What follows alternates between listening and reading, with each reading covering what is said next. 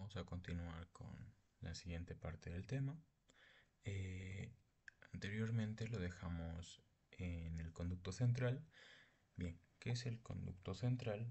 Vendría siendo el vestigio del conducto primitivo del tubo neural, que se va a extender desde el cuarto ventrículo hasta el ventrículo terminal que se encuentra en el cono medular. Algo curioso, un dato curioso, es que este conducto se va a obliterar en distintos segmentos medulares a la edad de los 40 años. Bien. Vamos a continuar con la sustancia gris. La sustancia gris va a estar formada por distintas estructuras. Menciona que va a estar formada por neuronas, en este caso de dos tipos, van a ser las radiculares, que forman las raíces anteriores de los nervios raquídeos. Vamos a tener que entre las neuronas radiculares vamos a encontrar las motoneuronas alfa, que se van a encontrar en las astas anteriores y en los núcleos somáticos motores de los pares craneales para inervar a los músculos esqueléticos, en este caso en sus fibras extrafusales, ¿no? Estos van a formar con estas fibras la placa neuromuscular y mediante la liberación de acetilcolina va a contraer el músculo. Después tenemos a las motoneuronas gamma, que también se van a encontrar en las astas anteriores y en los núcleos somáticos motores de los nervios raquídeos y van a inervar lo que vendrían siendo los usos musculares, en este caso las fibras musculares intrafusales. ¿Esto para qué? Para mantener el tono muscular. Bien, algo interesante de este gamma es que nos va a generar el bucle gamma. ¿Qué es el bucle? El bucle gamma es el reflejo del tono muscular, que va a estar formado primeramente por las fibras intrafusales. Estas van a recibir señales de estiramiento, van a ser sensibles al estiramiento, por ejemplo, en el reflejo rotuliano. Estos se van a continuar con una fibra aferente hacia el nervio receptor, ¿no? Del nervio receptor va a pasar a la motoneurona alfa y este va a llegar a la fibra extrafusal para que se contraiga el músculo. Por ejemplo, estábamos dando el reflejo rotuliano, que la motoneurona alfa se va a dirigir hacia el cuádriceps femoral para extender la pierna, ¿no? Después tenemos en estas neuronas radiculares a las vegetativas, que pueden ser tanto simpática o parasimpáticamente, depende a los segmentos medulares en los que se encuentren. Como mencionamos anteriormente, los simpáticos se van a encontrar en los segmentos torácicos y lumbares superiores hasta L3, y como podemos ver hacen sinapsis con neuronas en el tronco simpático para inervar vísceras. También pueden inervar el músculo liso, el músculo cardíaco, glándulas, etc., ¿no? Y lo parasimpático en los segmentos sacros, del segundo al cuarto, que me van a inervar los órganos que, pues, en resumen, van a estar por debajo de la línea limitante. Después tenemos acá al otro lado las neuronas cordonales. Estas neuronas cordonales, como su nombre indica, van a formar los cordones medulares que ya mencionamos. Estos se van a encontrar principalmente en las astas posteriores. Cabe recalcar que estas neuronas cordonales van a ser de tipo espinoespinales. ¿Qué nos quiere decir esto? Que solo se van a enlazar entre segmentos medulares. No van a llegar a la corteza medular, ni al tálamo, ni a algún núcleo del encéfalo. ¿Ok? Bien, tenemos a las tautómeras, como en rojo, en color rojo. Estas tautómeras se denominan así cuando los axones en la sustancia blanca se encuentran en la hemimédula, que quiere decir en el mismo lado de la médula. Aquí lo vamos a dividir en dos, digamos, en el izquierdo y en el derecho, ¿ok? Entonces, estas solo se van a encontrar en una hemimédula, en un mismo lugar, ¿ok? Después tenemos a las heterómeras, que son axones que van a cruzar la línea media hacia hacia la hemimédula contralateral, o sea, hacia el otro lado. Y por último tenemos a las hecatómeras, que son axones que se van a dividir en dos y uno va a pasar hacia la hemimédula contralateral y otro se va a quedar en la misma hemimédula. ¿Ok? Bien. Aparte de estas neuronas radiculares y cordonales, tenemos a las células de Renshaw, ¿ok? Como moradito. ¿Qué van a hacer estas? Bien, se van a encontrar en las astas anteriores y en las neuronas somáticas motoras de nervios craneales, y la función de estas células va a ser inhibir las neuronas alfa, por eso se encuentran cerca y sinapsando con las neuronas alfa, mediante glicina para la contracción normal del músculo esquelético, en este caso en sus fibras extrafusales. ¿Esto para qué? Para que haya contracciones controladas, ¿no? Como podemos ver, tiene un axón muy corto, entonces estos no van a abandonar la sustancia gris, se van a quedar ahí. No vemos aquí a la célula de Renshaw, ¿ok? Bien, la estrictina va a inhibir a nuestro receptor de glicina. Esto se va a presentar en ciertas enfermedades como en las que se encuentran las contracciones musculares masivas causadas por el tétanos. ¿Ok? Bien. Aparte de estas neuronas, la sustancia gris también va a estar formada por fibras nerviosas mielínicas y amielínicas, también células gliales, como por ejemplo astrocitos protoplasmáticos, algunos astrocitos fibrosos, células de la microglia y oligodendrocitos. Aparte de estos, también se van a encontrar vasos sanguíneos, ramas de las arterias espinales anteriores que se encuentran en la fisura longitudinal anterior y de las arterias espinales posteriores, ¿no? Bien, pasemos a las zonas de la sustancia gris. Bien, vamos a tener distintas zonas en nuestra sustancia gris, ¿no? Como por ejemplo la zona somatomotora, que se va a encontrar en la cabeza y la base del asta anterior. También vamos a tener a la visceromotora. Este libro nos menciona la visceromotora únicamente. En anteriores ediciones teníamos a la viscerosensitiva, pero se cambió eso.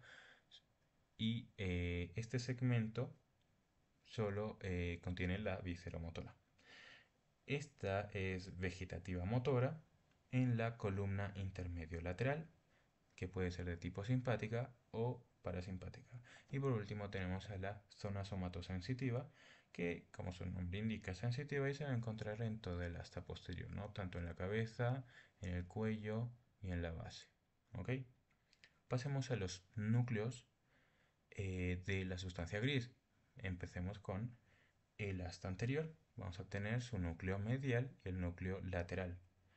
El medial va a controlar lo que vendrían siendo los músculos posteriores de la zona del cuello y del tronco, ¿ok? Y los laterales van a inervar el resto de los músculos, así de fácil. Bien, tenemos que, recordemos que la médula espinal tiene engrosamientos. Estos engrosamientos, recordemos que mencionamos que van a ser causados por el desarrollo de las astas anteriores para formar los plexos braquiales. Recordemos que, bueno, plexos, tanto braquial como lómulo sacro. Recordemos que estos plexos van a emerger y van a estar formados por las raíces anteriores, por los nervios anteriores. Entonces nuestras astas anteriores van a estar más desarrollados, ¿no? Bien, pasemos a los núcleos de las astas posteriores. Vamos a tener uno en la periferia que se va a llamar zonal o marginal de Waldeyer. También vamos a tener a este que es el gelatinoso de Rolando, que se va a encontrar en la cabeza del asta posterior, ¿no? Este va a captar lo que es el tacto, la termoalgesia, el prurito, el cosquilleo y sensaciones sexuales, ¿no? Estos son en su mayoría neuronas asociativas o intercalares, ¿no? Después vamos a tener al núcleo propio del asta posterior, que se va a encontrar entre la cabeza y la base, ¿ok? Esta tiene la misma función que el gelatinoso, así que no vamos a repetir. Después tenemos a los basales. Uno es basal medial, que es el de Clark. Este, como su nombre indica, se va a encontrar en la base del asta posterior, en los segmentos torácicos, desde el octavo cervical hasta el segundo lumbar, y estos van a tener una función de percibir la sensibilidad profunda inconsciente, ¿no? Y después tenemos al basal lateral o Behçetéreu, que como su nombre indica se va a encontrar en la porción lateral de la base del asta posterior, y este se va a encontrar literalmente en todos los segmentos medulares y van a percibir las sensaciones profundas inconscientes y, muy importante, los reflejos. ¿Ok? Bien, pasemos a los núcleos de la comisura gris. Vamos a tener dos. El lateral, que se va a encontrar en todos los segmentos torácicos hasta el tercer lumbar, que va a ser de tipo simpático, y en los segmentos sacros, S2, S4, que va a ser de tipo parasimpático. ¿Esto es para qué? Para las vísceras. Estos van a recibir los mensajes del hipotálamo por, por el fascículo hipotálamo espinal, ¿no? O bueno, por sus fibras hipotálamo espinales, ¿no? Y después tenemos al núcleo medial, que se va a encontrar también en toda la médula espinal. Y bien, se recalca en el libro que todavía no se sabe la función de esta. Pasemos a conocer a las láminas de la sustancia gris. Estos se van a enumerar de dorsal hacia ventral, o sea que no es tan difícil. Esta teoría ha sido dada por el doctor Bror Rexed, ¿no? Que nos dio 10 segmentos para dividir la sustancia gris. Tenemos al primer segmento, que se encuentra para el núcleo zonal. Tenemos el segundo segmento para el núcleo gelatinoso. El tercer segmento, que va a conformar parte del propio del asta posterior. El cuarto segmento, que va a ser también parte del núcleo propio. Al quinto, que va a contener neuronas asociativas, ojo. Al sexto, con los núcleos basales. Tenemos al séptimo, que va a encontrarse por fuera, limitada, ¿no? Por fuera de la sustancia gris periependimaria.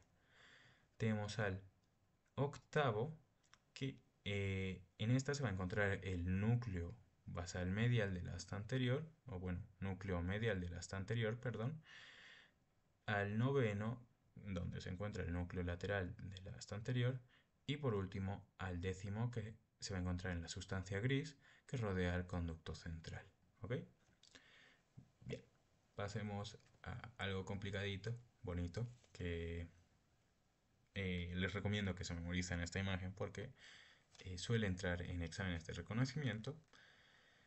Y bien, la otra imagen dudo que pongan porque es muy confusa, pero bueno, esto hay que saberse bien porque de aquí pueden salir muchas preguntas. Tenemos a la sustancia blanca. ¿Qué es la sustancia blanca? Son fibras mielínicas, ¿no? En su mayoría. Que van a formar distintos tractos, haces, etc., ¿no? Como vimos en el primer capítulo. Bien, vamos a tener a los tractos del cordón anterior. El único tracto ascendente va a ser este, el espinotalámico anterior, que se va a originar en las láminas 1, 2, 3, 4 y 5. ¿Ok? Este, como su nombre indica, espinotalámico, va a terminar en el núcleo ventral posterolateral del tálamo. ¿Ok? La función de este núcleo va a ser el tacto grosero, la presión, los cosquilleos, el prurito y además sensaciones sexuales. Bien, ahora tenemos a los tractos descendentes, como su nombre indica, son descendentes, entonces por consiguiente son motores. ¿Ok? Vamos a tener a este tracto que va a ser el piramidal directo de origen en la corteza motora cerebral, en las áreas 4 y 6, o sea, motora y premotora de Brodmann. Estos van a terminar en las neuronas de las astas anteriores del lado opuesto, ¿ok? O sea que van a decusar hacia el otro lado al bajar, ¿no? Vamos a ver más adelante en el tema de bulbo que va a haber un lugar de entrecruzamiento motor en esta estructura que es el bulbo raquídeo. La función de este núcleo va a ser las actividades delicadas, precisas y voluntarias, ¿ok? Entonces es muy importante este. Vamos a tener también al núcleo vestibuloespinal medial y al vestibuloespinal lateral. El medial va a tener origen en el núcleo vestibular medial del mismo nombre y el lateral en el núcleo vestibular lateral de Deiters. Ojo, ¿ok? Estos con origen del mismo nombre y van a terminar en las láminas 7 y 8 de la sustancia gris. Estos van a tener la función de mantener el tono muscular y, ojo, también el equilibrio, ¿ok? Estos van a considerarse extrapiramidales. ¿Por qué? Porque recuerden que en el piramidal dijimos que decusan. Estos van a, como se diría, ignorar esta decusación y se van a mantener en su posición, ¿no? Y van a descender. Después tenemos al retículo espinal medial de origen en la formación reticular pontina en el puente y va a terminar en las láminas 7 y 8. Este también va a ser extrapiramidal y la función de este es que va a facilitar la acción de las neuronas de la asta anterior.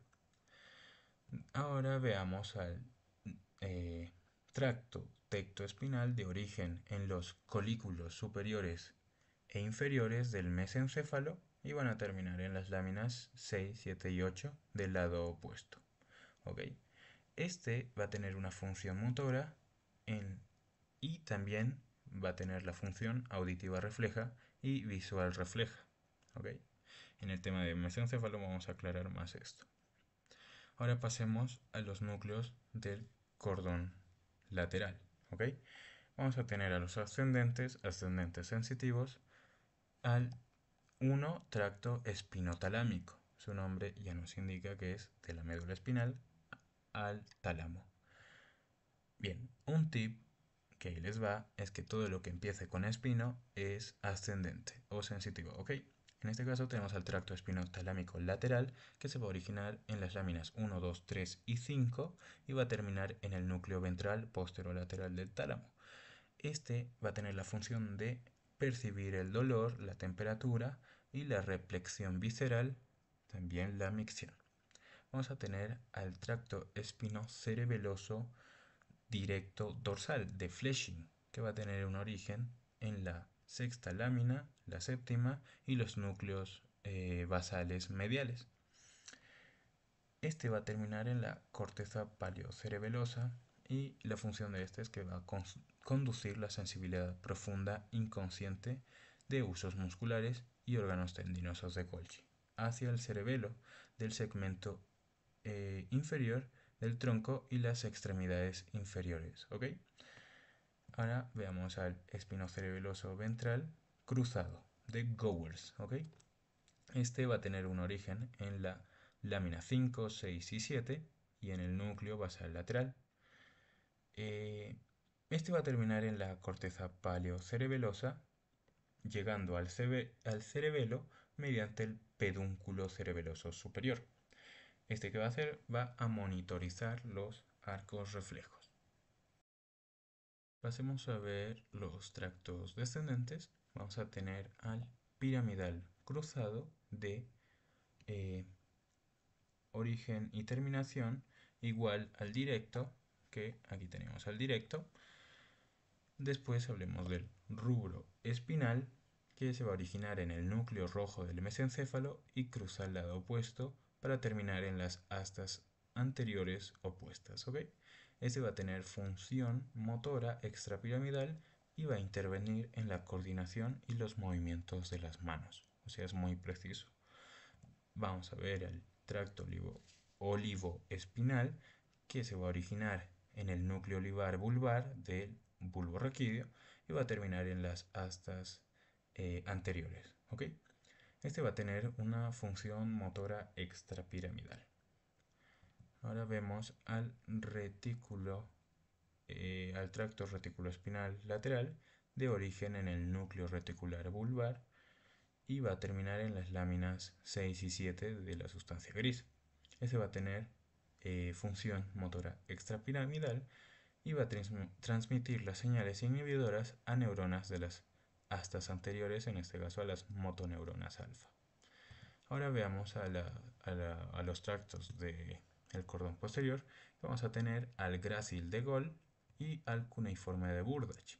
Estos van a tener un origen en los axones de las neuronas de los ganglios raquídeos, de los segmentos sacros, lumbares y 6 últimos torácicos para el grácil y los 6 torácicos superiores y todos los cervicales para el cuneiforme, ¿ok? Estos van a terminar en los núcleos de los nombres homónimos, o sea, el grácil en el núcleo grácil y el cuneiforme en el núcleo cuneiforme. Estos van a llevar la sensibilidad profunda consciente, el tacto epicrítico discriminativo, o sea, para distinguir las formas de objetos sin observarlas. También va a detectar la vibración y la postura del cuerpo y los va a dirigir hacia la corteza cerebral sensitiva a través del tálamo. O sea que primero va a llegar al tálamo, va a sinapsar con otra neurona y de ahí va a llegar a la corteza cerebral sensitiva. ¿Ok?